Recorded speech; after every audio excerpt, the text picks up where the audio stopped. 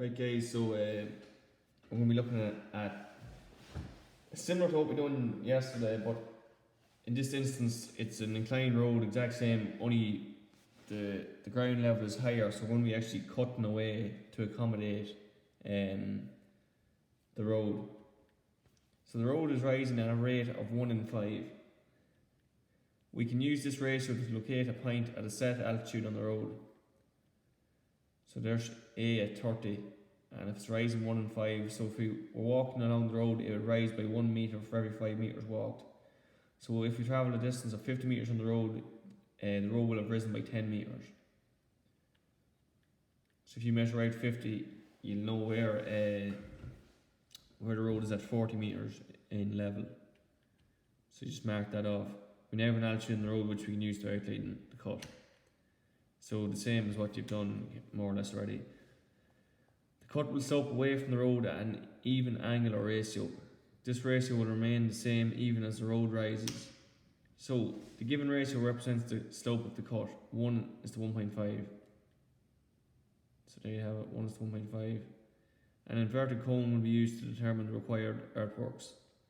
So the dimensions of the cut cone will depend on how much the road has risen and the cut slope. So the same as we've done, A to B rises by 10 metres and the cut ratio is 1 is to 1.5. So a 10 metre cone, that's the height of the cone, cut cone will have a base of radius 15. So you see now, just the only difference is the cone is upside down. So the cut cone is positioned at the low end of the road. Its base will be at the same level as the higher end of the road.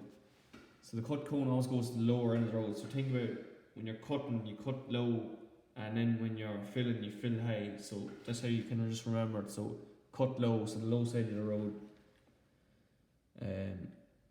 So you see there that the cone is upside down in this instance. So tangent drawn from B at 40 metres to the base of the cone is on the cut slope plane and has an altitude of 40 metres.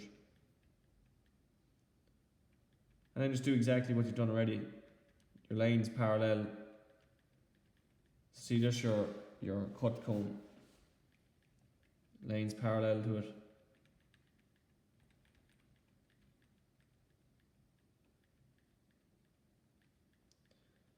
And you fill in. So the only thing to remember with this is your cone is more or less upside down. So your cone is going to the low side of the road. You draw in your base and then it's the same. So everything is more or less the same then. Yes, that's basically it. I don't want this video to go on too long. I think everyone should be alright with that.